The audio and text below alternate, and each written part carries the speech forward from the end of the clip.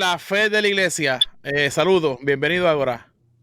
Saludos hermanos de Ágora, primera vez que los conozco, pero bueno, me pasaron por ahí el link y dije, bueno, pues estos temas me interesan y gracias por haberme aceptado y un abrazo a todos desde Phoenix, Arizona. Arizona.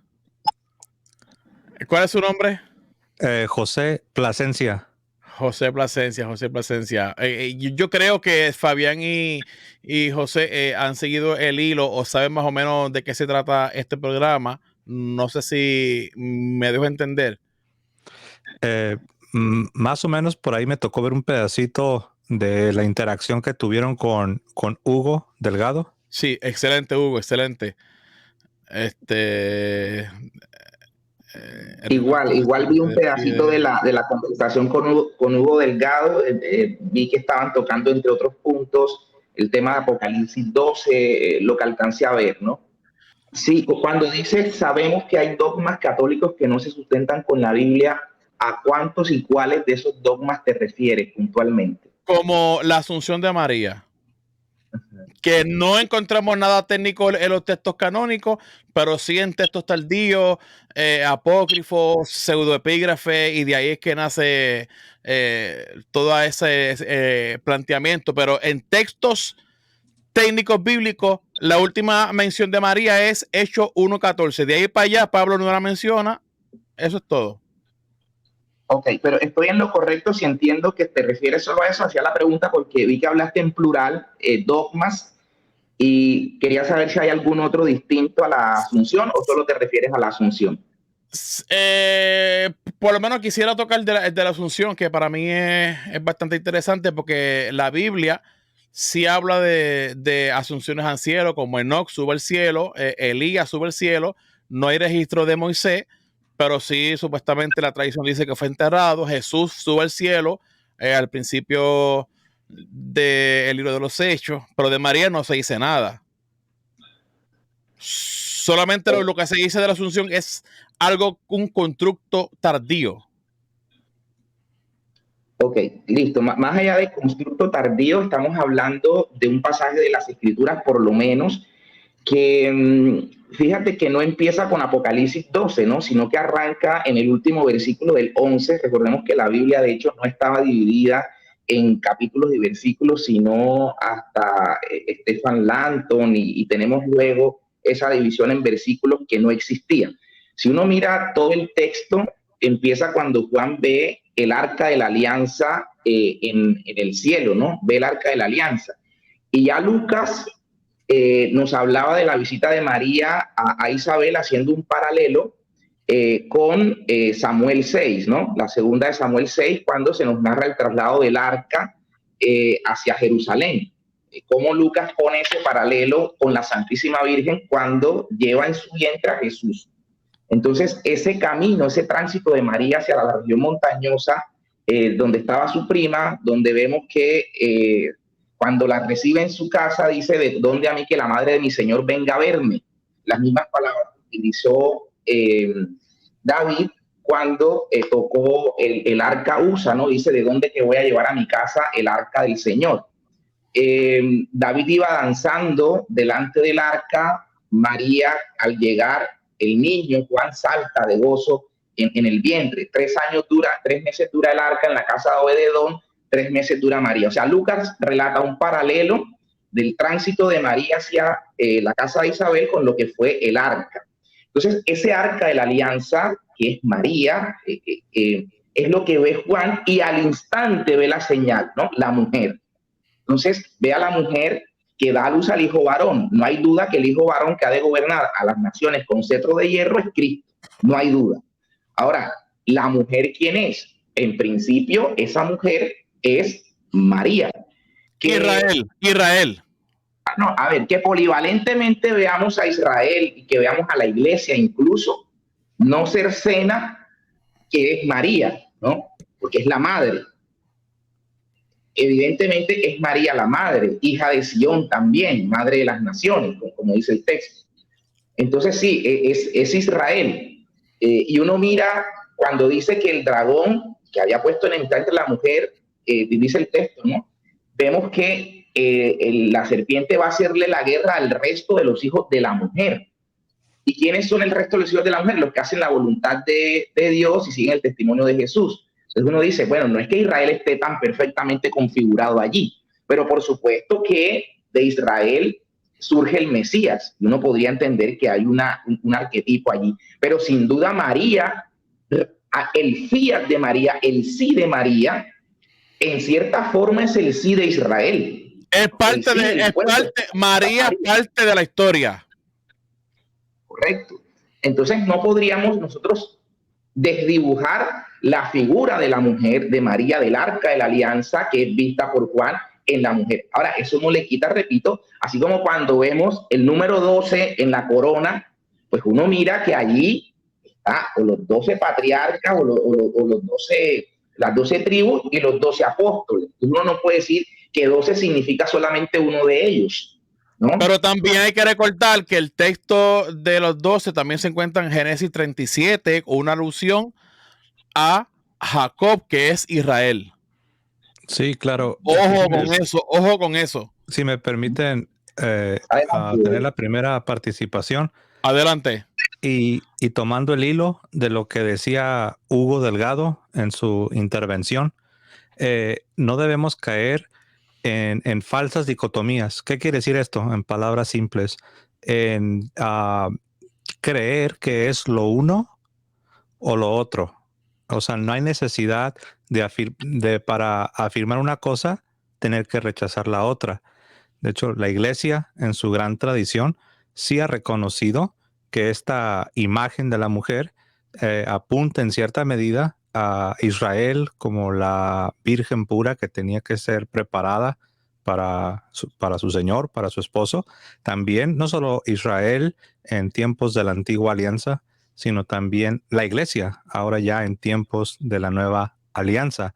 Y esto conectándolo con lo que decía mi hermano Fabián, cuando él señala que no porque se reconozca a Israel, como bien señalaste, hermano, en Génesis capítulo 37, el verso 9, nosotros vemos que de este pasaje se está recogiendo esta imagen del sol, la luna, exacto. las estrellas. Claro, todo está en una perfecta armonía.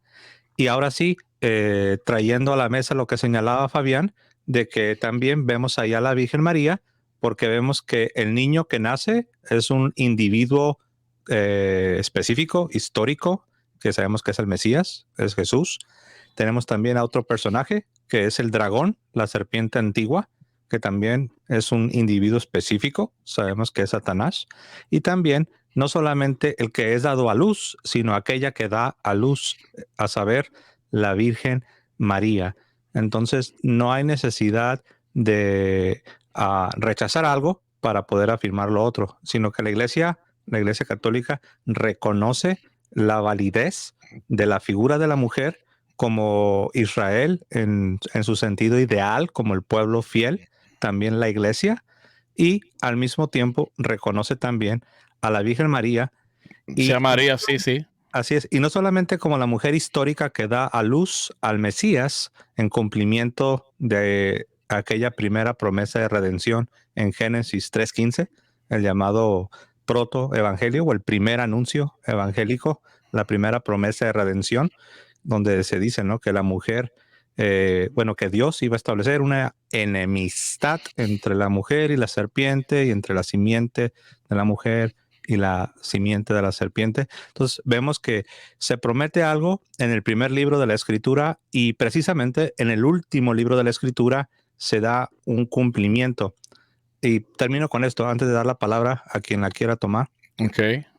Aparte de la Virgen María en el sentido histórico dando a luz al Mesías, también hay una imagen que no podemos pasar por alto, que es de hecho la que más predomina, a saber, la que está en el verso 1, donde San Juan, después de, y este punto me gustó que Fabián haya señalado, nosotros sabemos que la división que tenemos en el libro del Apocalipsis, es decir, capítulo 11, capítulo 12, esa división es, por decirlo así, artificial. Nosotros, los hombres, hemos hecho esta división por motivos de estudio y para facilitar la búsqueda. de los pasajes. Sin embargo, en su sentido original, eran parte de un mismo texto. Ahora, el último versículo del capítulo 11 está íntimamente ligado al primer versículo del capítulo 12. ¿Qué dice el último versículo del capítulo 11? Pues Juan dice que vio una visión en el cielo, ve el templo de Dios, ve que está abierto el templo de Dios y ve el arca de la alianza de Dios. Siguiente versículo dice, y vi una gran señal en el cielo, una mujer vestida del sol, con la luna debajo de sus pies y una corona de 12 estrellas. Entonces aquí ya tenemos, dejamos a un lado que si es María, que si no, pero definitivamente vemos a una mujer coronada y es una mujer coronada en el cielo. Entonces ahí tenemos la imagen que se está tomando del reino davídico, es decir, la madre reina. Eso es muy común en el reino davídico. La reina no era la esposa del rey, sino era la madre del rey. La madre reina es una imagen bíblica veterotestamentaria. Entonces, la madre reina la tenemos en vista en Apocalipsis capítulo 12. Pero también la madre reina, Dios en la antigüedad la condenaba, y para el tiempo del apóstol Pablo se condenaba el culto a la madre reina, que posteriormente la Virgen María se le dio otra connotación y la pusieron divina. Eso está en la historia de la iglesia, varón, y no se puede negar. Sí, pero debemos distinguir, porque el que no distingue confunde. ¿A qué me refiero con esto que debemos distinguir? La reina de la que estamos hablando no se trata de la diosa pagana que algunos pueblos de alrededor de Israel llegaron a adorar. No, estamos hablando en un sentido histórico ni siquiera de una deidad, de una divinidad. No, estamos hablando de un oficio político, por así decirlo. La madre del presidente, diríamos, ¿no? La madre del rey, la madre reina. Ahora, ¿por qué es relevante explicar el reino davídico y el papel que jugaba la madre del rey cuando hablamos de Apocalipsis capítulo 12? Es súper relevante, porque recordemos que el Mesías, Cristo Jesús, Él es el que se sienta precisamente en el trono de David, su padre. Jesús viene a cumplir las misericordias firmes a David. Él viene a restaurar el reino de Dios, es decir, el reino davídico. Ahora, el reino davídico en la Biblia tiene este rol, tiene una madre reina. Ahora, la madre reina sabemos que es que no se toca mucho y no se le da mucho revelancia a la madre de David en la antigüedad. No, porque recordemos que el antitipo es superior al tipo. El rey David es tipo, era una sombra de lo que había de venir. Y Jesús es el antitipo, es decir, el cumplimiento, no la sombra, sino la realidad, o como dice San Pablo, el cuerpo, la esencia, lo que puedes palpar, la realidad. Entonces, claro, lo que vemos en el Antiguo Testamento es solamente una sombra, es un destello, es un mirar a lo lejos. Fabián Ramos, no sé, como que lo noto como que nervioso. Sí, no, más bien ansioso, más bien ansioso por intervenir y complementar un punto. ¿Qué tema este bueno? Sí, mira que ahora que José hace referencia a la Guevara o a la reina madre, eso es importante, y cuando tú te refieres a la reina de los cielos, no a Astaroth o Astartés, que es cosa distinta. Diana, para el tiempo de Pablo.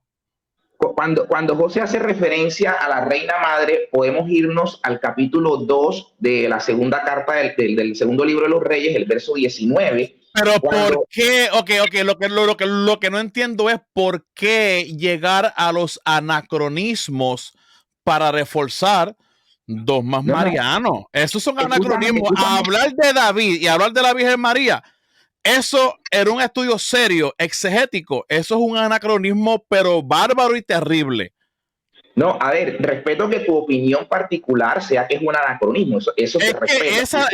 Pero técnicamente es anacronismo. Estamos hablando de eventos a muchos años luz. Vale, pero ¿quién pensaba en la Virgen María para el tiempo de Rey David? Nadie, por favor. La teología judía del primer templo, del segundo templo, son dos cosas diferentes. ¿Quién pensaba en los 12 apóstoles en épocas de los 12 patriarcas? Nadie. ¿No? Entonces, por eso, entonces permíteme, digamos, terminar la idea o redondearla dale. a efectos de que entendamos el punto, ¿verdad? Entonces, cuando uno ve el papel, y es lo que queremos que se entienda, el papel que jugaba la madre del rey en el reino davídico. Y nos pone el ejemplo, ese segundo libro de los Reyes, cuando Betsabé llega a los pies de su hijo a hacerle una petición, y el hijo manda poner un trono a la derecha suya para que ahí se siente la madre. Digamos que ese es el puesto de la reina madre, ¿no? La derecha del rey. Tanto que hacíamos el Salmo 45, cuando se nos dice que al lado del rey está la reina vestida con oro de Ofir. Ese es el puesto de la reina. De hecho, cuando vemos en el Nuevo Testamento el saludo que le da el ángel a María con la palabra Jaire, la palabra Jaire es usada 5 veces en el Nuevo Testamento. 4 para Jesús y 1 para María. ¿Dónde ves, por ejemplo, cuando los soldados romanos que trenzan la corona y la ponen sobre la cabeza de Jesús, le ponen la caña, le dicen Jaire y hacen genuflexión o se arrodillan, no salve el rey de los judíos? Era el saludo a la realeza, un saludo real, el Jaire. Ese Jaire es el mismo saludo que encuentras que le da el ángel a María. El hecho que María o que Lucas haya puesto el énfasis en decir que María se conturbó y se preguntaba qué quería decir aquel saludo, es porque en el saludo hay un contenido profundo. El saludo que el ángel da a María. Y fíjate que lo que le dice, la conexión es que te concebirás a quien heredará el trono de David su padre. Es decir, ahí está el calificativo real. Y por eso el saludo de realeza inicial, y por eso se conturba. Entonces, no se tratan de anacronismo, se trata de mirar la integralidad de las Sagradas Escrituras para no mutilar, ¿no? Para no quedarse con partes, sino mirarla en su todo, en su conjunto. Y al poder mirar las Escrituras en su conjunto, vemos el papel protagónico de María, así como el rey que es Cristo, así también tenemos a María, la madre de ese rey, la Guevara, la reina madre, jugando un papel importante en ese reino, y por eso es vista en el Apocalipsis con esa corona de 2 estrellas como la reina. Entonces, digamos que ese punto es central para poder entender el papel de María y poder saber por qué sube, como cuando el texto dice, ¿no? Desciende, sube tú también a tu reposo, tú y el arca de tu santificación. Entonces, en ese sentido vemos que creemos en la asunción de María, que está al lado de Cristo, al lado del Rey, por todos estos textos bíblicos armonizados. Sería el punto que por lo menos los textos que tú has citado,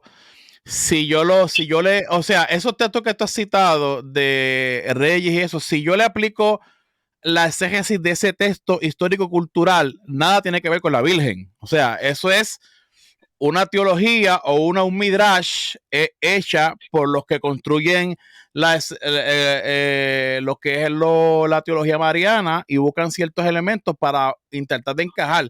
Pero en el tiempo y contexto y cultura, nada que ver. Entonces, ustedes como profesionales de la escritura, ustedes saben que para los tiempos aquellos, nada que ver. Eso es posterior que nace la escritura, la teología samariana. Perdón, hermano de Agora, ¿cuál es tu nombre, perdón? Carlos López Serrano. Carlos, hermano Carlos, sí, es que mira, si usamos este argumento que estás proponiendo, entonces tendríamos que descalificar a nuestro Señor Jesucristo, porque igual los profetas, los patriarcas, no conocían la identidad en el sentido histórico de Jesús. Sabían que habría de venir el Mesías, el Redentor, pero no sabían que se iba a llamar Jesús, no sabían los pormenores, no sabían que sería conocido como, o sea, muchos detalles que ahora sí sabemos de Jesús, ellos no los conocían. Ahora, si alguien pregunta, bueno, ¿por qué precisamente tiene que ser la Virgen María la que venga a cumplir este rol de Madre Reina? Pues por la sencilla razón de que ella es la mujer que Dios escogió para convertirse en la madre de Dios encarnado, de Jesucristo. Esa es la razón. Si Dios hubiese escogido a otra mujer judía de la tribu de David, no sé, digamos a Rebeca, entonces Rebeca estaría en esa posición de la reina madre. Entonces, esa es la razón por la que siempre es la Virgen María, porque no hay otra mujer que haya sido escogida para dar a la luz al que se sentaría en el trono de David, cumpliendo la restauración del reino davídico, a saber, la iglesia, el reino de Dios. Entonces, yo tal vez creo que tengo una idea y me corriges, Carlos, si no va por ahí, pero me imagino, Carlos, que tal vez tú tienes en mente, cuando hablamos de la Virgen María, tienes en mente pues todo lo que en 2000 años se ha desarrollado sobre la comprensión de quién es ella, la devoción que le tenemos, la veneración, y dices, bueno, es que todo ese paquete de cosas no era todavía concebido en la mente de los profetas. En ese sentido tienes razón, no se tenía toda esa comprensión. Sin embargo, no se sigue que porque los profetas y los patriarcas no sabían de todo lo que iba a implicar la madre del Mesías, no se sigue que no es la Virgen María, porque sí debe haber un cumplimiento. Entonces, yo creo que al menos, hermano Carlos, deberíamos llegar a un punto donde al menos dar el beneficio de la duda Sí, a entiendo, la Iglesia entiendo. Católica y decir, bueno, tienes razón, el reino davídico, Jesús se sienta en el trono, en el reino davídico la reina madre pues era la madre del rey, la Virgen María es la madre del rey de reyes, no es una diosa, simplemente se le da una veneración, un gran respeto por su rol de reina madre y pues Dios así lo escogió, ¿no? O sea, al menos Sí. deberíamos. Sí, yo entiendo ¿Puedo decir eso. algo? Sí, Jorge, adelante, antes de yo dar... Sí, yo lo entiendo, todo lo que han expuesto, pero lo que veo es todo una reinterpretación. Todos son reinterpretaciones. Es válido, sí, el Nuevo Testamento está lleno de pecher, puro pecher, pero como siempre lo digo, no es descartar la interpretación mariana que durante los siglos le han dado. Eso no viene al caso. Para mí eso yo lo puedo aceptar eso, porque lo han hecho no tanto los católicos, sino lo han hecho mucha gente. Hay mucha gente que a base de reinterpretaciones han creado sus creeres a base de interpretaciones, pero yo siempre lo que dejo claro es la base exegética en sus contornos. Después vienen las interpretaciones y allá van a haber discrepancias, pero van a haber diferentes creeres. Pero lo importante es entender los contextos históricos. Yo puedo entender lo de la madre reina y todos estos aspectos y elementos que puedan buscar, que le puedan facilitar al personaje de María. Yo sé que lo van a hacer. Todo el mundo lo hace. Ojo, pero esto hay que tener en cuenta, mis estimados, porque no hay nada que esté más apegado al cristianismo que la teología del Qumran y el mesianismo. Si yo cojo elementos históricos, elementos fuertes de un mesianismo existente y redefino a Jesús como un escenio, es válido. Yo le pregunto a los dos.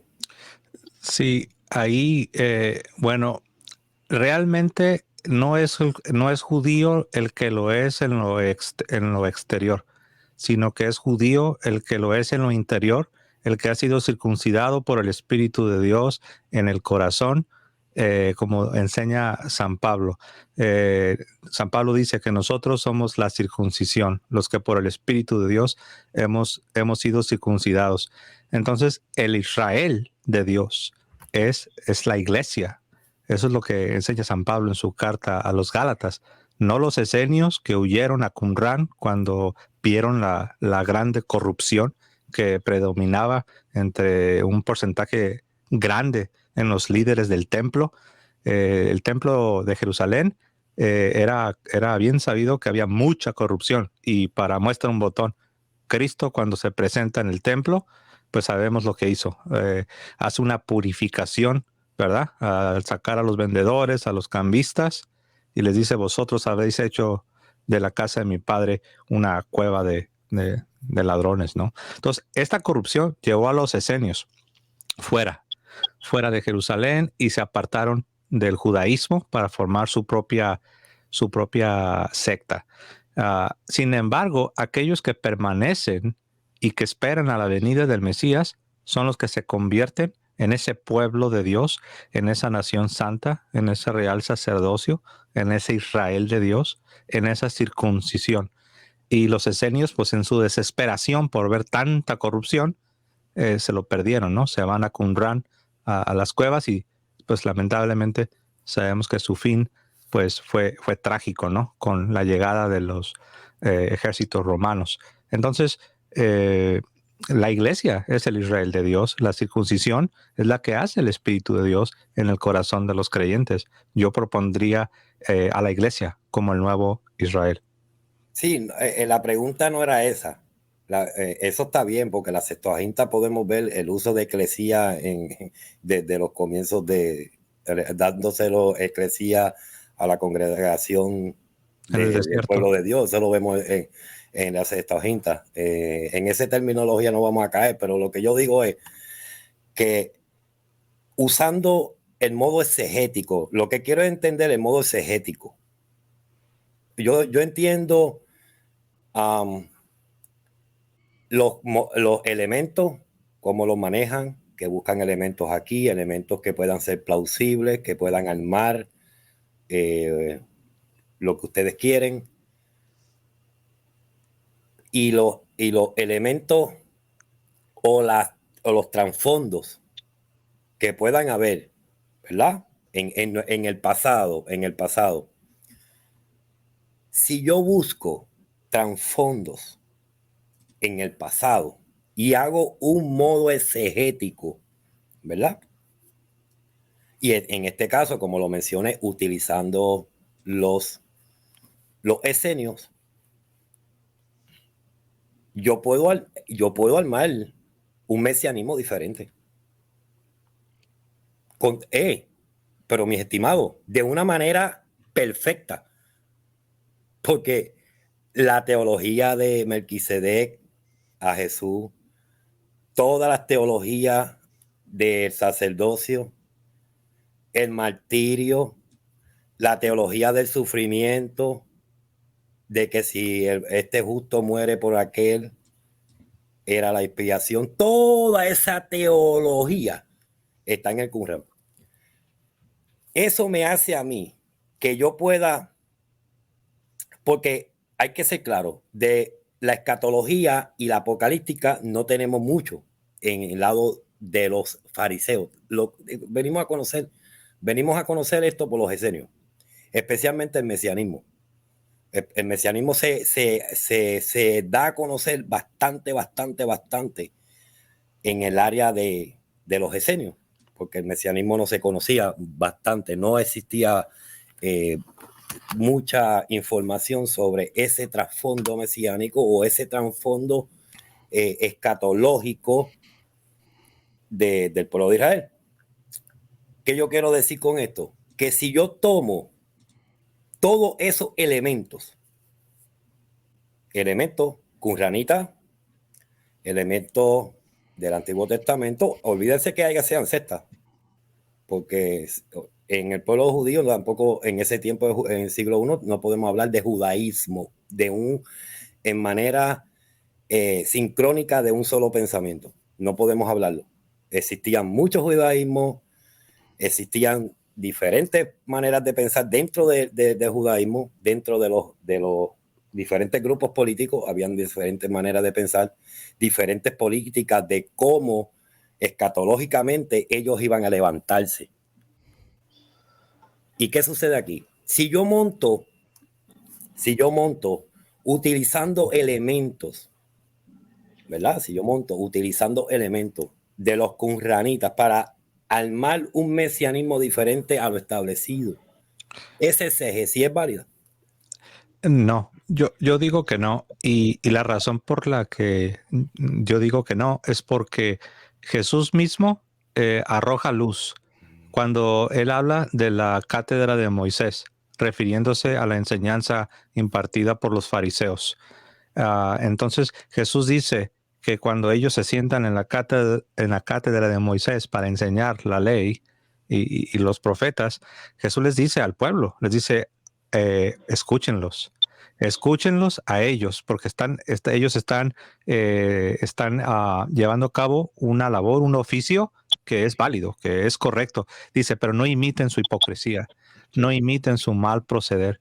Entonces, a eso me referí cuando yo señalaba que estos judíos, al ver tanta corrupción y al ver cómo se estaba cayendo a pedazos la estructura, por así decirlo, del judaísmo, ellos huyen al desierto. Sabemos que muchos expertos relacionan a los esenios con Qumran, aunque no está 100% comprobado que hayan sido los esenios los que habitaban en la comunidad que conocemos. Habían dos grupos, es cierto, habían dos grupos. Ajá. Entonces, para hacerlo sencillo y no perdernos, Jesús señala dónde está la enseñanza y a quienes habría de prestar oído.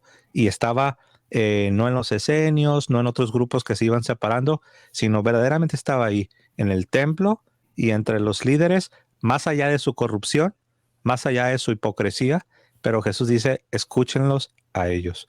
Entonces yo por eso no aceptaría una tesis que proponga a los esenios como los herederos de el verdadero mesianismo, ¿no? Por así decirlo.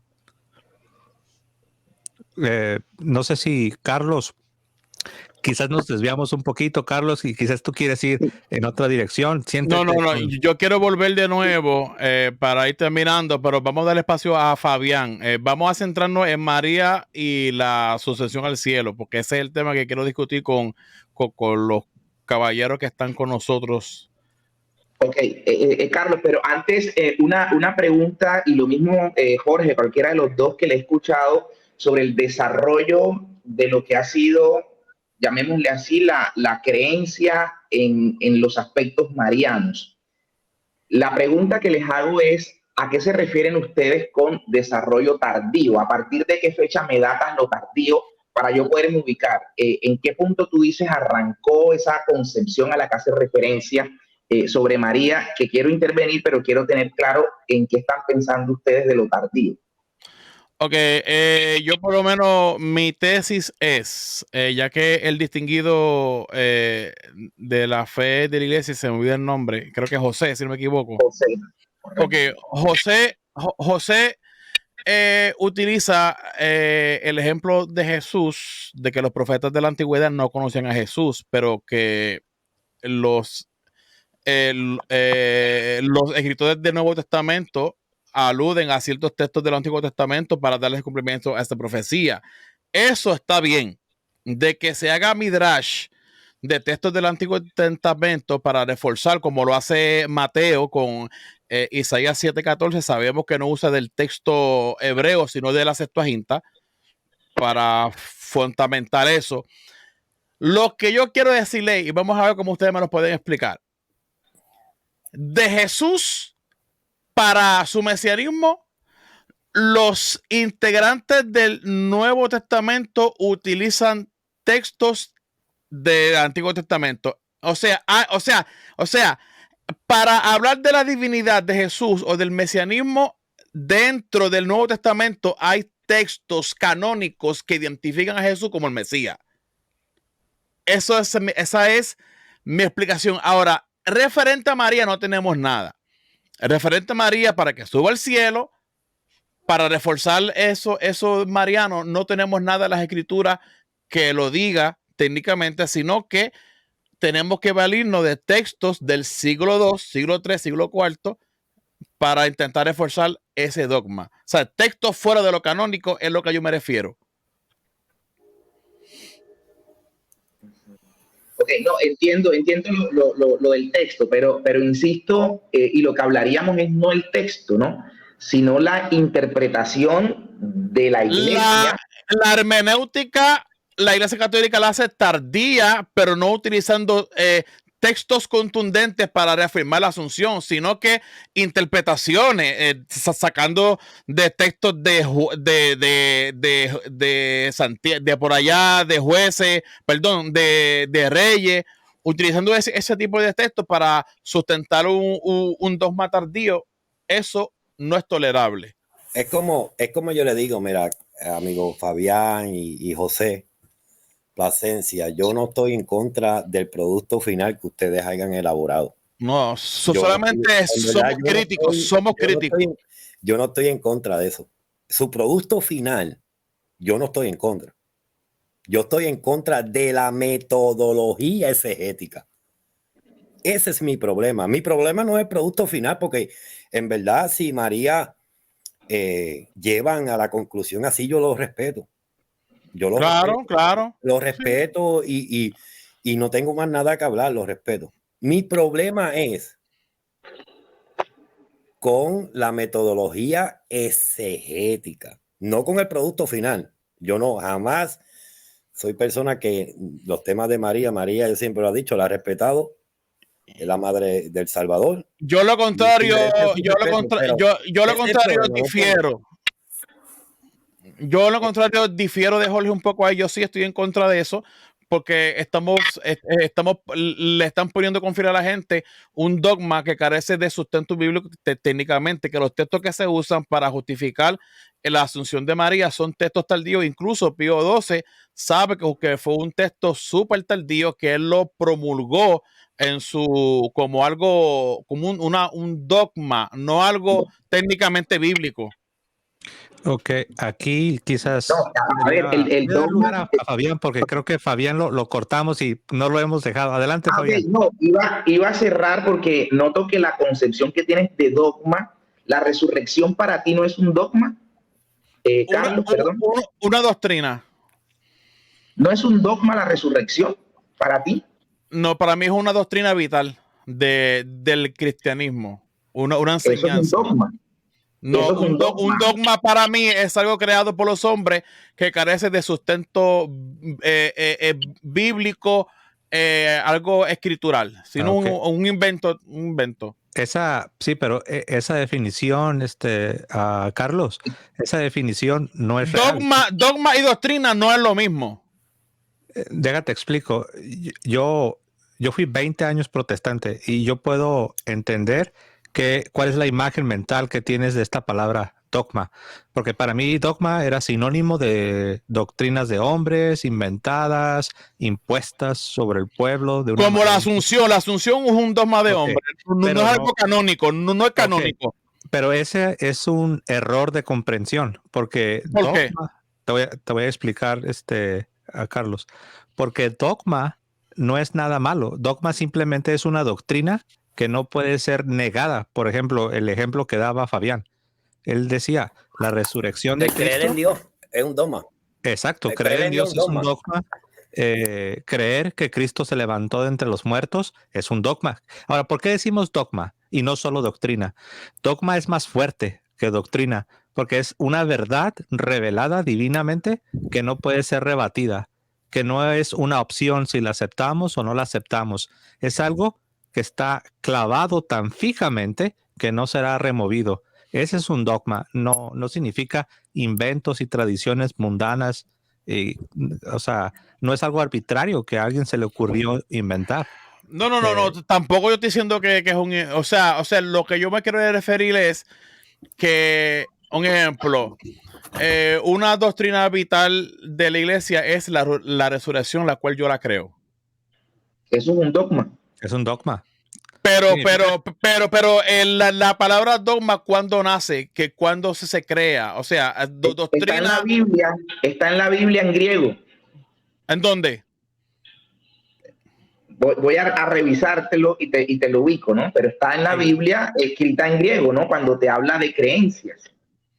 Sí, y no necesariamente en el contexto religioso. Un dogma es un principio inmutable que no nadie lo puede cambiar. No está sujeto a la opinión de las personas. La asunción de la Virgen es un dogma, Sí, porque es Sí. parte de. pero no tiene peso escritural. Hay que aclarar algo.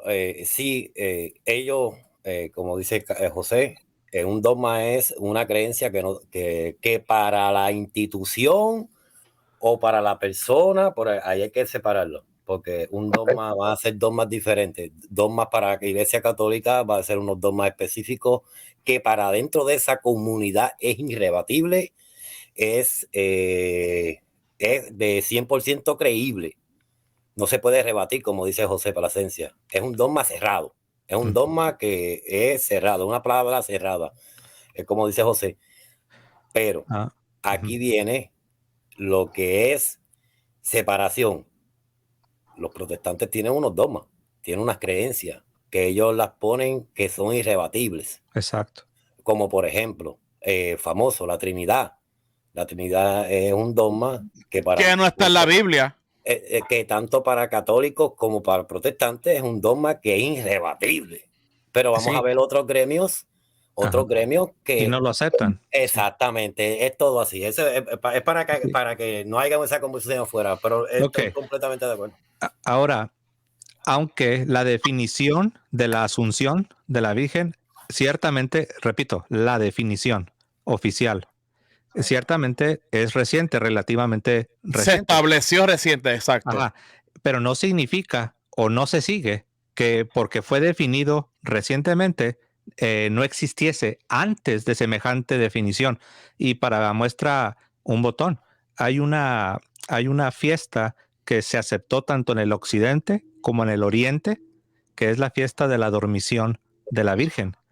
Y esto es algo que aceptan en la actualidad católicos, ortodoxos, armenios, orientales, porque es antiquísima. Nunca hubo discusión sobre la asunción de la Virgen María. Ahora, ciertamente, los ortodoxos, a raíz de su separación en el 1054, ellos no le han dado el sello de definición dogmática como sí sucedió en la Iglesia Católica, pero sin embargo lo creen. Y si tú revisas los padres griegos, los padres orientales, te hablan de la Asunción. Y como un testimonio histórico está esta fiesta, la fiesta por de la tradición, lo hablan por tradición, pero no lo pueden sustentar escrituralmente. Y aquí quería jugar rapidito, si me lo permites, Carlos. Sí, adelante. Quería jugar un poquito del abogado del diablo. Ok, Carlos. Una pregunta, Carlos. ¿Qué te hace pensar, hermano, que para poder sustentar un dogma, para poder sustentar una doctrina como bíblica, qué te hace pensar que debe estar de manera explícita en la Biblia? Porque la mayoría de las profecías, ahora hablando yo como un hombre de fe, no como de ciencia bíblica, la mayoría de las profecías al Mesías las encontramos en textos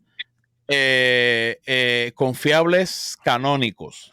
Y pues, ahí podemos tener la seguridad de tener un cumplimiento del Mesías, del Antiguo Testamento con el Nuevo, pero todo se basa dentro de esa canonicidad, que eso a mí me da la aseguranza de que Jesús es el Mesías, porque estamos leyendo de textos canónicos, dentro de textos canónicos.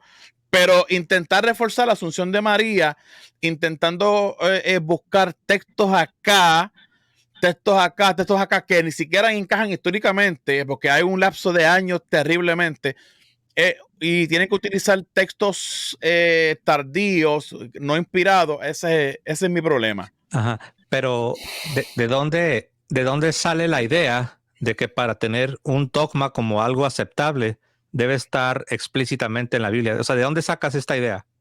Bueno, esa idea la saco de la misma Biblia.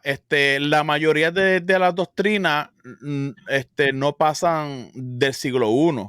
Ejemplo, la resurrección están en los textos canónicos. Lo que son la historia de la iglesia, la doctrina del alma, la doctrina del más allá, todo eso se encuentra en textos canónicos. Ok. Dos cositas a observar rapidito antes de dar lugar a Fabián.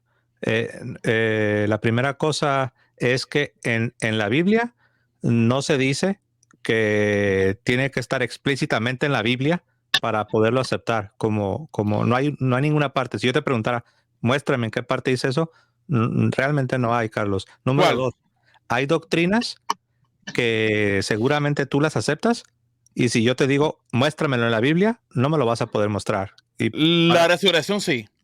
Sí, pero hay doctrinas que no, o sea, yo no estoy diciendo que nada va a ser encontrado. Lo que sí estoy diciendo es que algunas cosas no están explícitamente en la Sagrada Escritura. Por ejemplo, ¿tú crees en el Nuevo Testamento como algo inspirado e infalible? Inspirado, sí. Sí, ok. ¿Cuántos libros tiene el Nuevo Testamento? 39. ¿El Nuevo Testamento? Perdón, 27, perdón. Ok, 27. ¿Cómo sabes?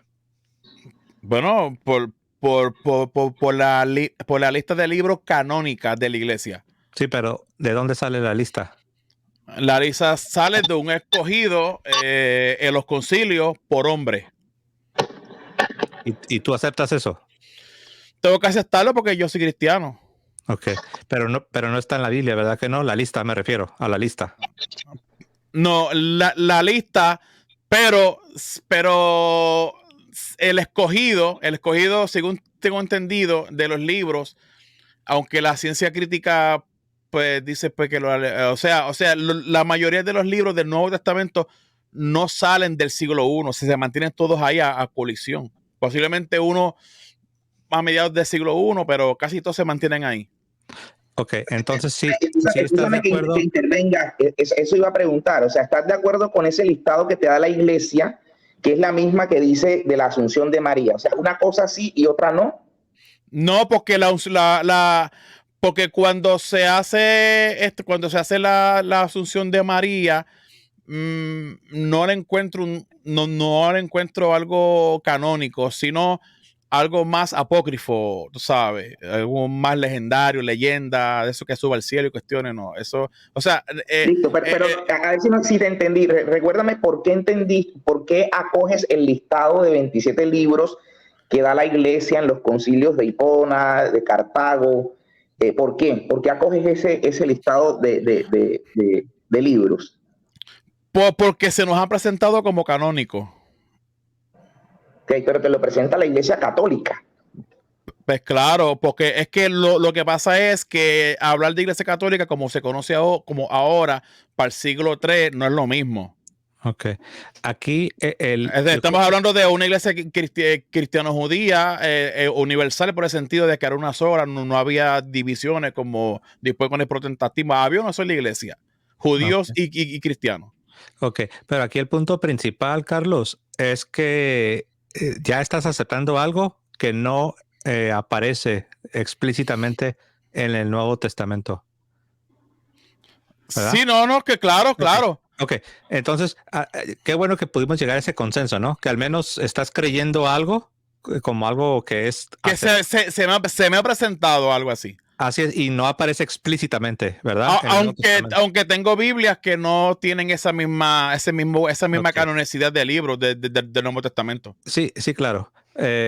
Segunda pregunta, Carlos. ¿Tú crees en la Santísima Trinidad?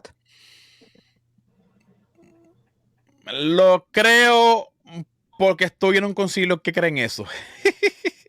Pero sí lo crees. Por cuestiones de estudios así, tengo mis dudas. Ok, pues la misma iglesia que te dio el listado de 27 libros es la misma iglesia que también nos dio la doctrina definida de la Santísima Trinidad. Sí, eso yo lo puedo aceptar, pero la asunción no. Ok, pero ves que al final del día, como se dice, al final del día, tú sin darte cuenta te estás convirtiendo a ti mismo en el árbitro y el umpire y tú decides esto sí, esto no.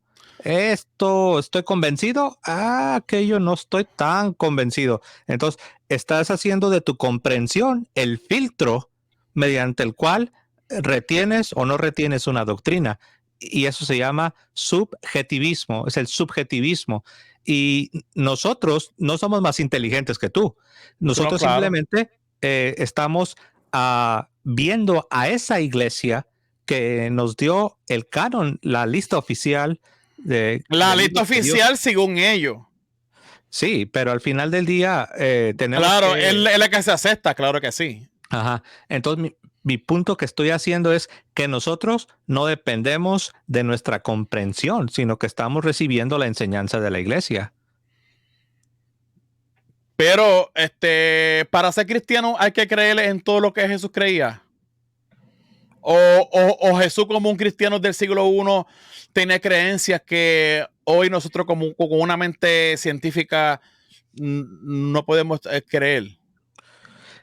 Jesús entregó su doctrina a su iglesia, particularmente a los apóstoles, y les dijo, id y haced discípulos a todas las naciones, bautizándolos en el nombre del Padre, del Hijo y del Espíritu Santo, enseñándoles todas las cosas que os he enseñado, y aquí yo estoy con vosotros todos los días. Entonces, esta iglesia no nomás escuchó decir eso a Jesús, esta iglesia, empoderada por el Espíritu de Dios, eventualmente salió a las naciones y entregó esa fe. Y de ahí viene la palabra católico, la fe entregada en todo el mundo, recibida por todos.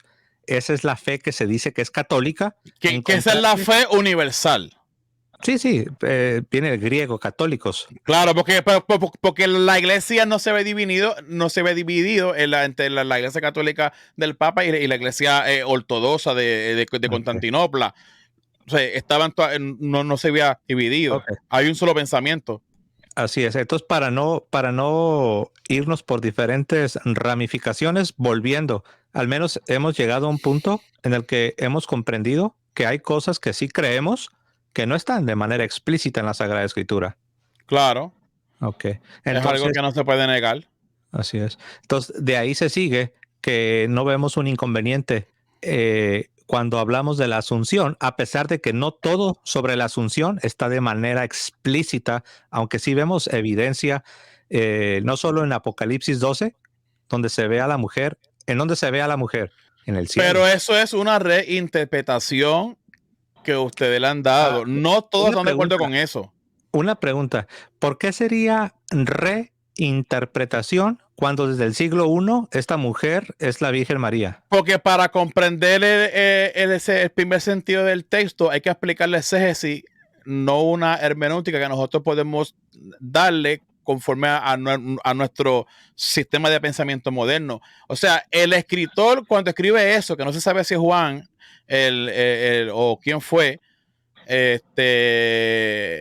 o sea, que él pensaba cuando creía, porque el Apocalipsis es un libro que se habla en cuestiones no literales, sino en imágenes, símbolos.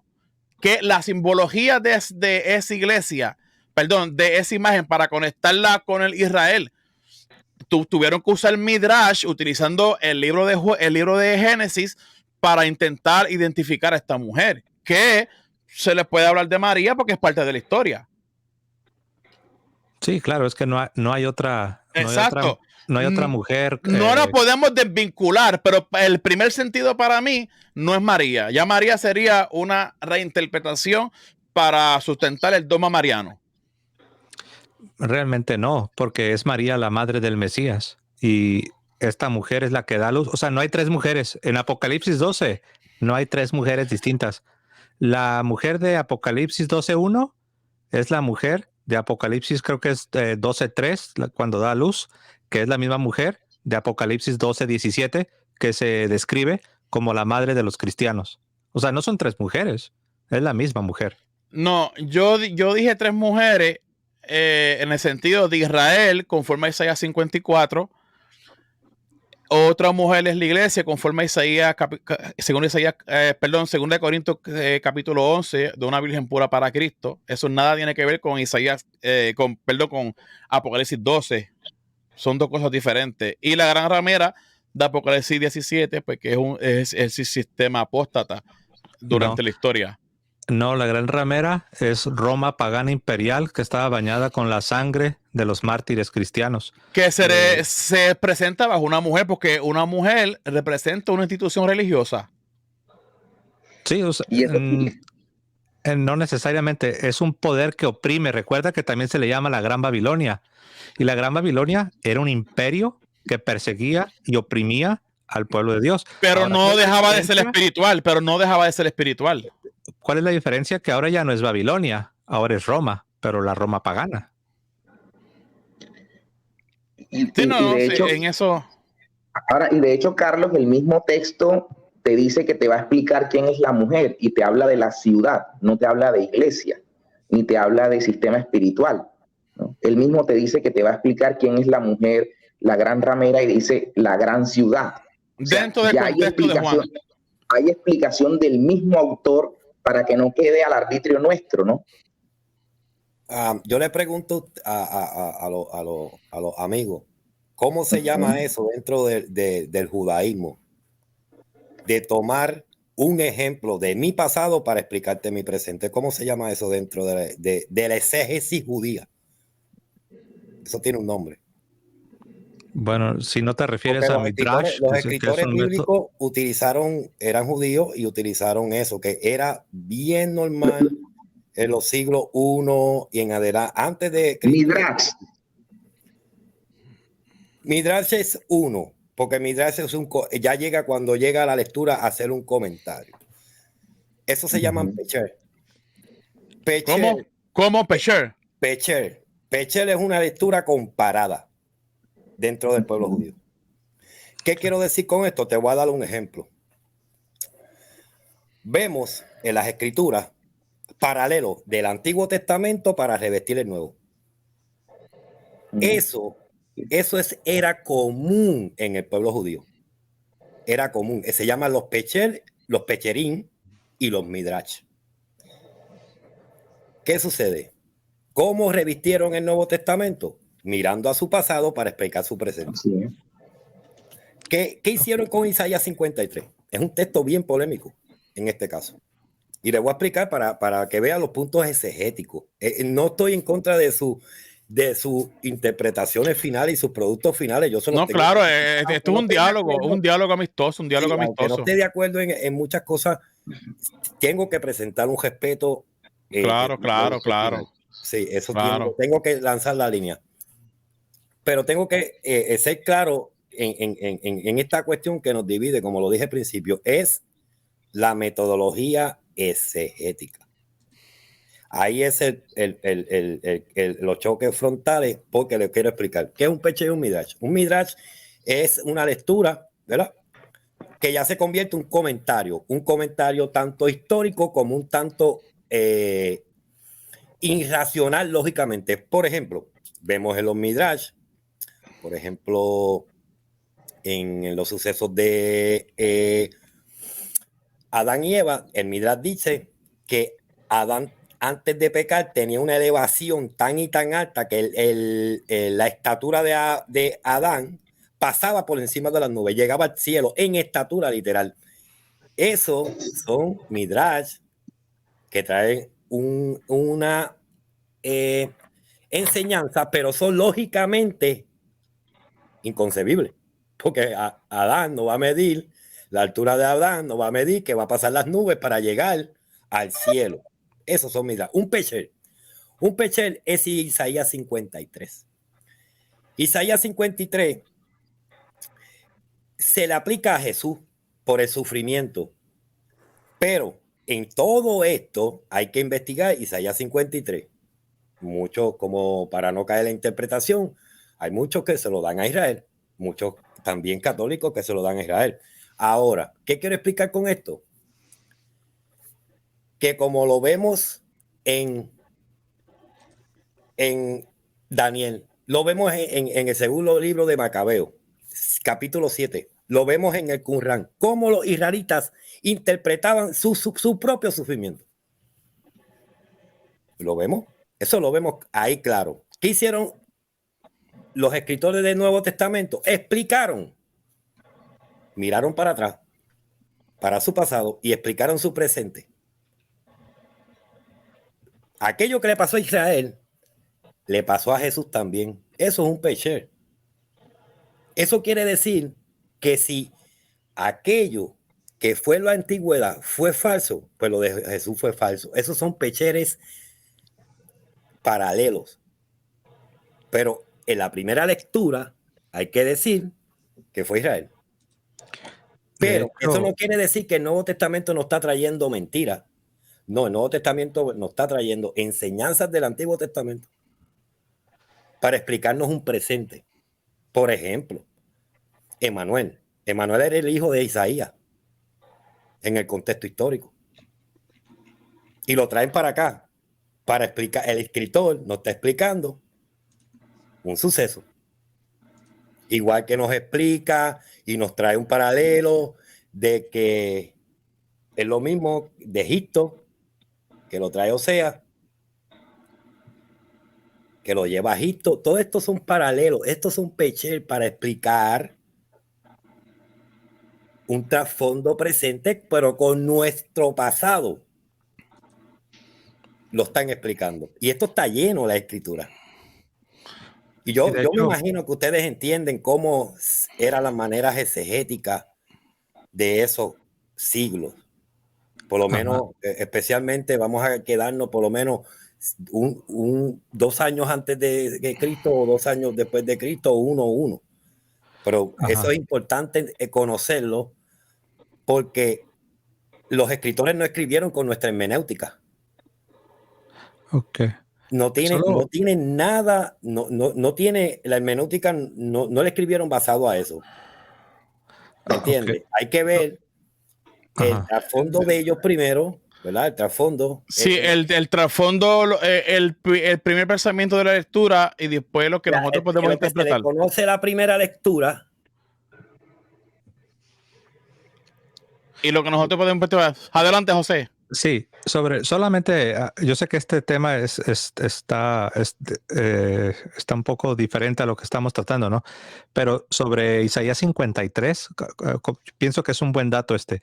Sobre Isaías 53, siempre se había creído de manera tradicional entre los judíos que Isaías 53 es una referencia mesiánica. Esta idea de que no se refiere al Mesías, sino a la nación de Israel, es muy moderna. Viene del siglo XIX.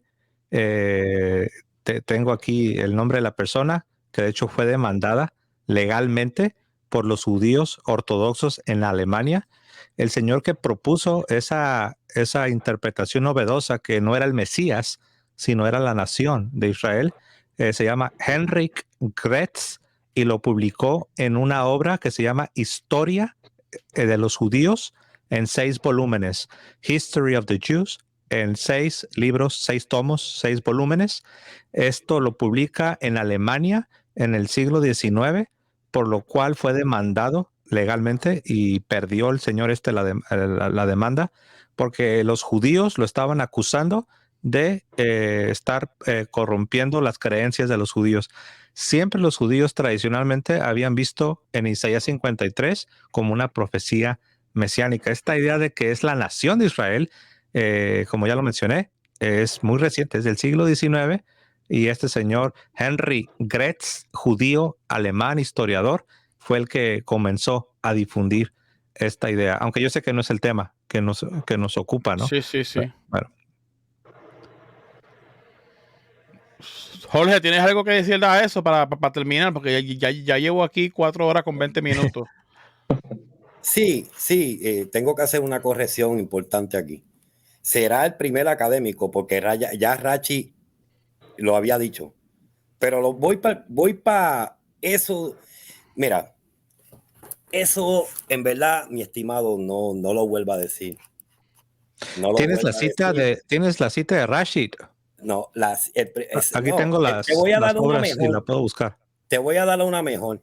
Te voy a dar una mejor. Busca Orígenes contra Celso. Ok. ¿Qué voy a encontrar ahí? Pues vas a encontrar, dice, la disquisición de Orígenes contra los Ramiros. Acordándome una vez, este es Orígenes, acordándome una vez con una discusión entre los judíos que se llamaban sabios y se valían de esta profecía, según el judío, fue esto profetizado sobre el pueblo entero y no si fuera un individuo. Esto es contra Celso, libro 1, 54 y 55, mi estimado. Orígenes de Alejandría. Sí. En su comentario. No sí, podemos sí, decir que es en el siglo II se está diciendo que en el siglo XIX se está diciendo que es Israel. Porque si vemos los antecedentes interpretativos de Israel sobre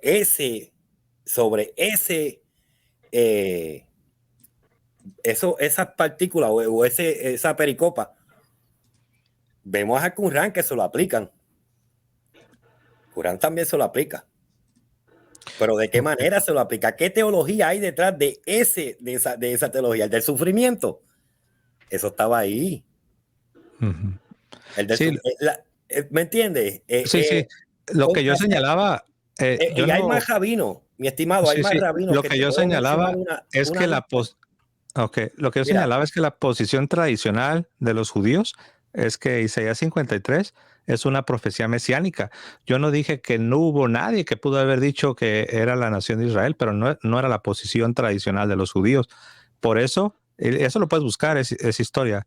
Puedes buscar este autor, Henry Gretz, ya lo puse en el chat privado, y vas a ver que lo demandaron en Alemania, los judíos ortodoxos. Sí, lo demandaron. Yo lo entiendo, eso yo lo puedo entender. Y hay muchas personas que ponen que Rashi fue el primero que inventó que fue Israel, que fue el primero que le salió de la boca, fue Rashi. Ok, eso sí no lo sabía. Sí reconozco que no lo sabía. Yo le puedo mencionar, ¿verdad? Uh-huh. Porque sí, está esa idea del siglo XIX. Esa es la escapada más rápida. El siglo XIX como que la refuerza y es la punta de lanza de la ciencia bíblica. No, y a José, ¿verdad? José, no es la primera vez que me lanzan esto. No es la primera vez que me mencionan eso. Y yo le ha demostrado que no. ¿Me entiendes? Que no, porque cuando voy al Qumran y busco los pecherines de Qumran, de Isaías 53 o de Isaías, y veo cómo se aplicaban esos versos, ahí hay que estremecerse. Okay. Como ellos se lo hacían. ¿Me entiendes? Porque recordemos que lo que tenemos del mesianismo como tal, lo que tenemos es tardío, lo que habla el Targum, el Zohar, por ahí para abajo, y lo que pueda hablar. Pero lo que tenemos de mesianismo como tal está en el Corán. ¿Me entiendes? Y hay que buscar un trasfondo. Y a eso es lo que voy. Las interpretaciones varían y son pecher. Te voy a demostrar que es un pecher. Isaías 53 se usó de diferentes maneras, porque la teología de Isaías 53 es un sufrimiento de algo y de alguien. ¿Me entiendes? Y esa teología corrió basado en interpretaciones. Esa teología, mi estimado, en Segunda de Macabeo, capítulo 7, hay una señora con 7 hijos. Y esos 7 hijos fueron un sacrificio vicario contra Antíoco Epífanes para que Antíoco Epífanes no matara al pueblo. Ahí está la teología del sufrimiento. Maten a por estos y Caifás no lo trae. ¿Qué dice Caifás? Es mejor que muera y no por el pueblo. Igual lo vemos en el Qumran, el maestro de justicia. Sí, lo mataron y se dio de vicario. ¿Me entiendes? De una manera. Creo que encontré de donde estás tomando las citas. Estoy aquí en judaismanswer.com y están exactamente las citas que estás proporcionando. Pero bueno, este no es el tema, ¿no? Yo nomás lo dije porque escuché que decías que... Son buenos aportes, varón, que usted está trayendo a la mesa y Sí, verdaderamente son buenos, es son buenísimo, buenos. de verdad que sí. Lo que pasa, mira, como le digo, José Pacencia, yo soy en verdad, yo respeto todas las creencias. Yo cuando me gusta conversar, pues, yo soy abierto. Yo Sí. te puedo aceptar todo lo que es esto, pero soy bien crítico. Crítico de la manera para extraer lo mejor, no crítico para destruir, es para extraer lo mejor. No Ok. quedarme con la primera Claro. lectura que miré, no. Yo me meto por ahí y desmantelo todas las Compartir la todas las idea. letras, hasta las fibras de las páginas la abro porque me gusta de una manera crítica mi estudio, ¿me entiendes? Por eso tú me ves en mi estilo ahora, si no se han notado, que es un poco crítico, ¿me entiendes? Pero no se sientan cuestionados, sino que es una manera de profundizar. No, sí. No. Yo no lo tomé, yo no lo tomé de manera negativa. Nomás lo único que yo señalaba que tradicionalmente el judaísmo creía que era el Mesías y ahora en tiempos modernos ya se habla casi exclusivamente de que no es el Mesías, sino que es la nación. Y Un colectivo que muere. exacto. Entonces, pero bueno, no sé si yo la verdad ya estoy viendo el reloj y Sí, ya no, es un poco tarde. yo lo que quisiera es, ok, usted creo que, José, usted era evangélico y ahora es católico. Sí, así es. Ok, ¿usted de dónde? ¿De qué país? Soy de México. Ah, usted es de México. Pues algún día lo quisiera tener aquí en el canal para que si se pudiera contar ese testimonio de su transición. Sí, claro. Me escribes, estoy en Facebook como La Fe de la Iglesia y me La fe de mandas iglesia. un mensaje. Sí, ok. Déjame hacer esta pregunta a los dos y cerramos el tema, porque yo soy apasionado a las Biblias católicas. Yo tengo casi todas las Biblias católicas. Y la última que conseguí fue la de el Monseñor Strobingel, que no había salido porque estaba descontinuada. Y la librería en San Juan, creo que en Atorrey, en Puerto Rico, Las Paulinas, yo la escribí hace 2 años sobre esa Biblia y después de 2 años me vinieron a contestar cuando la recibieron. Quiere decir que son gente fiel a su... ¿Qué Biblia favorita es la de ustedes, versión católica? Fabián, por lo menos, ¿cuál Biblia católica Sí. tú dices, wow, esta Biblia está buenísima? La Biblia de Navarra, la completa, la de los 5 tomos, que es la que uso generalmente. La de También Navarra. tengo la de Navarra, sí, la Universidad de Navarra, de la Facultad de Teología de la Universidad de Navarra. Son 5 tomos. Yo la tengo, pero en una completa. Sí, esa no tiene la totalidad de los comentarios. Ah, ¿Okay? ok. Si me permite, ahorita te la busco y te Sí, por favor, si la puedes buscar, te lo voy a agradecer. Claro Porque que sí. me gusta esto y Y la A mí de me gusta. Cantera Iglesias, también está muy buena Biblia. Estamos en el mismo espíritu, varón. Sí, de hecho, espérame y te la ubico acá y te la paso. Dale. El distinguido José, yo sé que usted atrás tiene una monumental biblioteca, o al menos que hace un fondo que usted descargó de Google. No sé, edúqueme, por favor. No. Todo esto es real. Usted supo que se murió John Mayer, ¿ah?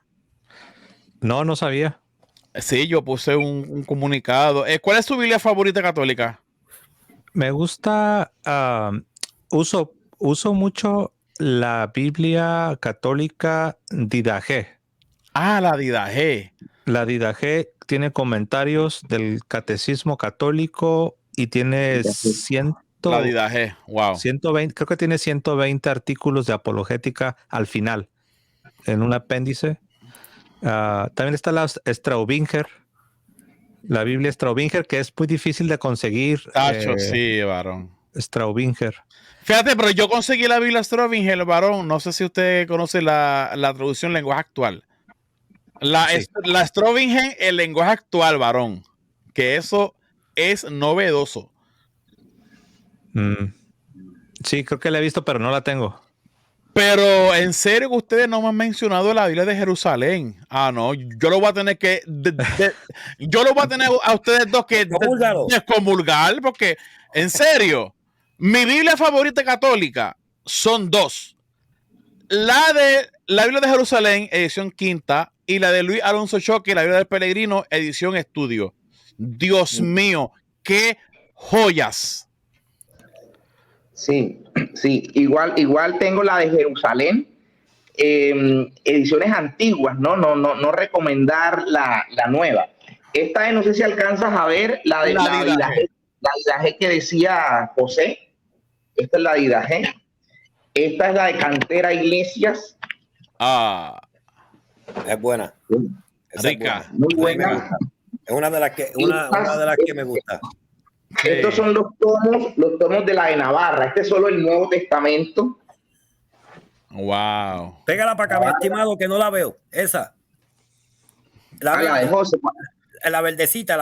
Espérate, Fabián, por favor, enseña la que tú, porque aquí hay mucha gente que son amantes de las Biblias. Mírala ahí, qué linda esa Biblia. Se llama Sagrada Biblia, Nuevo Testamento. Esta es la de Navarra, pero solo el tomo del Nuevo Testamento. Qué chula esa Biblia. ¿Ok? Y los otros tomos vienen en azul, que son los tomos de este, por ejemplo, es el de el Pentateuco, ¿no? Solo el Pentateuco con los comentarios. Estos son los libros proféticos. Este es libros poéticos y sapienciales. Ah, es como si fuera la Biblia comentada. Correcto. Y el último, que son los históricos. Wow, qué lindo. Son cinco tomos. Yo tengo la Biblia comentada, pero por el profesor. Ay, Dios mío, ¿cómo se llama este profesor? A ver si tengo por aquí el libro. Yo le iba a enseñar. Por el profesor Maximiliano García Cordero. Él hizo la Biblia comentada completa con un teólogo más ahí, crítico, buenísimo. Solamente tengo el tomo del Pentateuco y varios libros. Buenísimo, como este libro que estoy leyendo, se llama La esperanza más allá de la vida, a través de la Biblia, donde este varón es católico y su mentor fue el sacerdote jesuita Roland de Vaux. Roland de Vaux fue y este libro explica todo lo que el judaísmo del primer templo, por decirlo así, creía, la creencia del segundo templo después de la muerte, el término Sheol, que significaba, el tipo del infierno. O sea, y sí, y por autores católicos. O sea, la mayor parte de mis bibliotecas es de autores católicos, porque la mayoría de mis libros son ciencias bíblicas. Jorge. Tengo, igual que yo tengo muchos libros católicos de académicos católicos. Y yo excelente. Yo no los he hecho para afuera. Ustedes me van a conocer, yo soy bien abierto. Me gusta la lectura y donde haya letras juntas, yo leo. Está a punto de salir, creo que este año, no sé si va a alcanzar a salir este año o el que viene, la Biblia completa, porque solo tienen el Nuevo Testamento. No sé si han escuchado hablar del doctor Scott Hahn. Scott Hahn. No, sí, no. Scott Hahn es un converso al catolicismo. Él fue reformado, protestante reformado de toda la vida. Y ya tiene bastante que se convirtió, pero él junto con otro equipo están preparando la Biblia completa comentada. Actualmente solo tienen el Nuevo Testamento, pero está a punto de salir la Biblia completa y es una excelente Biblia, excelentes introducciones, comentarios, buena exégesis. ¿Conocen a... no sé si conocen...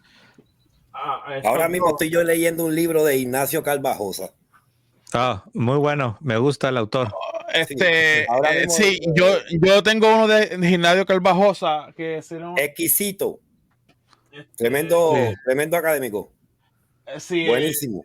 No sé si los compañeros conocen esto. José Luis Sicre, el profeticismo bíblico. José Luis Sicre es un biblista católico. Había visto el título yo, no lo he leído. Oh, varón. Todo lo que tú quieras saber del profetismo bíblico del Antiguo Testamento, Sicre te lo clarifica de una manera magistral, sin obviar la teología. Y otro libro importante, que tengo muchas obras de él, es de Jean-Louis K., que es otro católico, Introducción a la lectura del Pentateuco. Ujú. Y todos estos libros son del Verbo Divino, que es una editorial católica. Y muchísimos libros. Incluso estoy leyendo uno, y esto va en contra de mi formación, que es de unos católicos, se llama Proceso a las posesiones y exorcismo. Y aquí habla toda la historia de la iglesia después de Cristo, los exorcismos, los padres de la iglesia que pensaban, época medieval, la ciencia. Bueno, ¿Quién libros es el de autor? el ¿El autor autor? J.B. Cortés y F.M. Gatti. Es un libro altamente, estrictamente académico. O sea, que este autor o estos autores van a intentar explicar cómo en el siglo I, para el tiempo de Jesús, lo que no se podía identificar como enfermedad se lo adjudicaban a los demonios. Por lo menos las enfermedades internas, lo que no se podía probar, pues eso es un demonio. Enfermedades internas como, qué sé yo, como ceguera, ciertas enfermedades, pues se podían ver y pues hasta así, pero enfermedades internas, ya que el tiempo de Jesús, la medicina era primitiva, pues son demonios. Y eso es lo que intenta explicar este libro. Muy bien. Pero para llegar a un justo juicio hay que leerlo y a ver su postura. Y son católicos, o sea que no estoy hablando aquí de protestantes ni cuestiones, es un libro académico sólido. Bueno, yo creo que ya es tarde y yo mañana trabajo, no sé cómo voy a trabajar mañana. Bueno, ahorita. Pero no podía dejar esta oportunidad porque este canal yo lo abrí para este fin, para tener diálogos con gente respetable como los caballeros que están aquí con nosotros. José, gracias de la fe de la iglesia, gracias por su gentileza. De verdad que fue un momento maravilloso, un momento riquísimo de muchos datos, códigos que ustedes han dicho que verdaderamente buenísimo. Y nuestro compañero Fabián, gracias por estar aquí. Y como siempre, Jorge Berli, yo creo que tú fuiste el único que venciste. No, mira, a los hermanos, gracias. Yo los respeto. Para mí, yo no me considero ni cristiano. Soy un lector, ¿me entiendes? Que me gusta ver las cosas objetivamente. Es un ermitaño. Sí, me gusta ver las cosas objetivamente. Estudié el catolicismo por curiosidad. No tengo nada que hablar, por eso no he hablado contra el catolicismo. Soy una persona que respeta eso. Y nada, en cuanto a lo de Santiago, que no me dio tiempo de opinar, Santiago, el único que conoce a Santiago el corazón es él. Ahora mismo, si él vio algo que lo convenció, Claro. algo que lo llevó al convencimiento, pues, amén. Yo cuando estudié el catolicismo, sí es atractivo. El catolicismo histórico es atractivo. Es bien atractivo. Muchas cosas buenas. He aprendido muchísimo de académicos católicos y de la iglesia como tal, y de las historias como nos las traen ellos. Pero lo de Santi, como le dicen Santiago, tendrá sus causas. Él tendrá su propio convencimiento de decir hasta aquí. Ahora que se pone bueno lo de Santi, porque si él era apologista y yo voy a tomar el papel de apologista y le voy a hacer muchas preguntas. Incluso a mí me gustaría tener aquí a Santi en este canal, me gustaría hasta tenerlo aquí. Vamos a ver qué pasa. Él solo es el que puede, tú me entiendes, él solo es el que puede decir, porque dentro de su corazón es que están las cosas, no dentro de nosotros. Pero no es ahora mismo, yo no lo critico a él, porque yo en un momento fui cristiano, ¿me entiendes? Fui pentecostal. Y basado a mis estudios, basado a mi investigación de años, yo he llegado a un convencimiento que me ha hecho separarme de lo que yo concebía, ¿me entiendes? Y pues a mí me gustaría que me respetara, por eso yo respeto a Santi, ¿me entiendes? Respeto a Santi en gran sentido, pero él tiene que dar unas explicaciones si las quiere dar. Tiene que defender su fe ahora que tiene que defenderla. Ahora va a tener que defenderla. Como buen católico que, como han hecho los compañeros aquí, que de buena voluntad han expresado. Exacto, dan razón de su fe. El hermano Plasencia dieron razón de su fe, el hermano Fabián dio razón de su fe con calma, sin gritar. Solo denle un poco de tiempo. Sí, claro. Es una transición. Exactamente, está en una transición. Una transición, un cambio, pero hay que ver si ese cambio, claro, yo sé que Santi va a crecer más porque el mundo católico es mucho más amplio. Y también el mundo católico no es malo porque también, como digo una cosa, yo digo una otra. También los pentecostales han satanizado a los miembros de la Iglesia Católica. Entonces yo, después de un riguroso estudio y ser una persona más abierta, una persona más entendible, que ahora puedo tener a compañeros católicos que estudian. Antes no podía hacerlo porque estaba bajo un sistema de condenación, pero hoy puedo dialogar abiertamente y en la Iglesia Católica tenemos buena literatura. José, adelante. ¿En qué parte estás, Carlos? ¿En qué parte estás? Yo estoy en el estado de Kentucky. Pensilvania.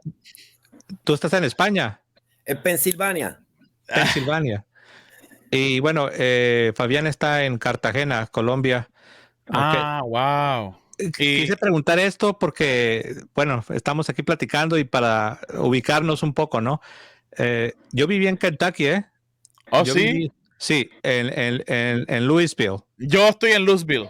Yo viví ahí en St. Matthews, a 5 minutos del Southern Baptist Theological Seminary, del Seminario Teológico Bautista. Sí, yo estoy como 20 minutos de ahí.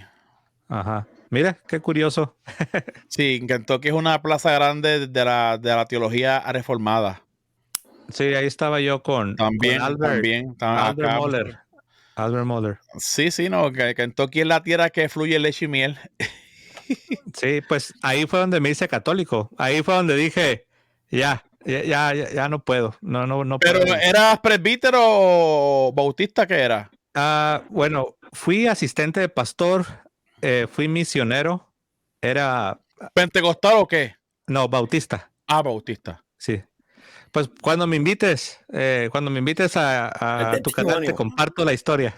Sí, tengo que coordinar porque verdaderamente son historias. A mí me encanta, independientemente. Este canal, para que sepan ustedes, este canal no es confesional. Este canal es aconfesional. Aquí yo hablo con ateos, hablo con agnósticos, hablo con católicos, hablo con pastores, hablo con satanistas, o sea, un espacio, o sea, ágora, si buscan ese significado de ágora, era un lugar donde se sentaban los teólogos o los humanistas, los filósofos griegos, a hablar de la vida, tocar cuestiones de... Eso es ágora, un espacio para todo. Y por lo menos yo intento de... Ahora, este mensaje de hoy es especial porque estamos hablando de Santiago Alarcón, pero aquí yo siempre hablo de historia, de mitología griega, mitología hebrea, ciencias bíblicas. Jole. Sí. Este programa, ¿dónde lo estás transmitiendo? ¿Qué plataforma? Ok, ahora mismo estoy por mi página de Facebook. Ok. Pero yo tengo un canal de YouTube que se llama Ágora de Ciencias Bíblicas TV. Y ahí yo tengo los debates, tengo las cosas así. Y así, Sí, bien hacemos chévere. análisis. Hacemos análisis crítico. crítico. ¿Vas a subir clips de esta programación o no? Sí, claro, esto lo voy a descargar y lo voy a editar bien bonito, bien chévere. Y incluso creo que esta parte que estoy hablando con ustedes la voy a poner aparte. Aparte, porque el video es de casi 5 horas. Ay, padre. Sí. De hecho, Mira, yo creo que si ya mi esposa me está... si van a ser invitados de nosotros o de Carlos en este caso, que es el dueño, Ajá. estén preparados a unos diálogos de Sí, ya me di 4 a cuenta. 5 horas. Una De 4 a pregunta, 5 horas. ¿ustedes son cubanos o puertorriqueños? Perdón la Puertorriqueño. pregunta. Puertorriqueños. Puertorriqueños, ok. Y somos paisanos. Del mismo Sí. barrio. Sí, sí. Y no lo sabía hasta que el varón habló. Yo dije, ¿en serio? Es que yo ahí en Louisville, Kentucky, tenía muchos amigos cubanos. Yo era minoría, era el Full. único mexicano, todos eran cubanos ahí.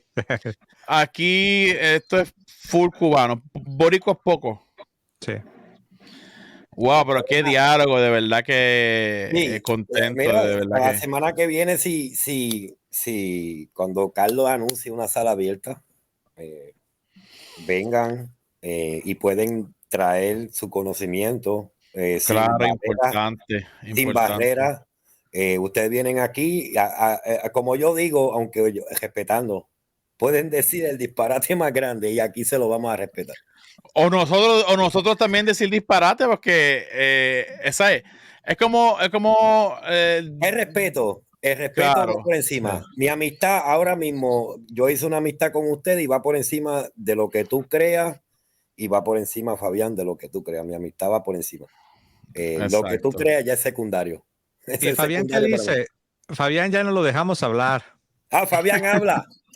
¿Dónde yo he visto a Fabián? Fabián se me hace bien conocido, pero no sé, su cara A me Plasencia yo lo he parece. visto. A Plasencia yo lo he visto en YouTube. Yo lo he El visto famoso es en Plasencia, el famoso. ¿A quién? ¿Quién es Plasencia? José. A José Plasencia yo le he oído y lo he oído mencionar ese nombre Plasencia. El primer nombre, pues ahí, ahora es primera vez que lo veo y puedo identificar quién es José Plasencia. José, tú de alguna manera tú te identificas con Fernando Casanova. Pues es católico también. Pero era evangélico y puertorriqueño, hello. Sí, sí, sí. Puertorriqueño, boricua, Pentecostal. converso, sí, ex pentecostal. Pues sí, tenemos en común que los dos somos conversos del protestantismo. Los dos nos gusta enseñar nuestra fe. De hecho, yo lo he tenido de invitado. Lo he tenido de invitado en mi canal. Tengo todavía, estoy en WhatsApp con él, pero últimamente ya no lo he visto, pero sí, claro, es mi hermano. Hace poco tuvo algo bien fuerte por sus redes, donde lo estaban criticando, algo así, que él dijo que no iba a dar explicaciones. O sea, porque yo lo sigo, de alguna manera yo sigo al paisano, porque yo ahora mismo estoy abierto para intentar entender cosas que tal vez yo ignoro. Sí. Y eso es lo que me hace accesible a los católicos. Ellos vienen aquí, se sienten tranquilos, se sienten seguros de que aquí no se le insulta, aquí no se le lanza improperio como en otros canales que no son objetivos. Aquí pues se le da foro también. Un buen diálogo.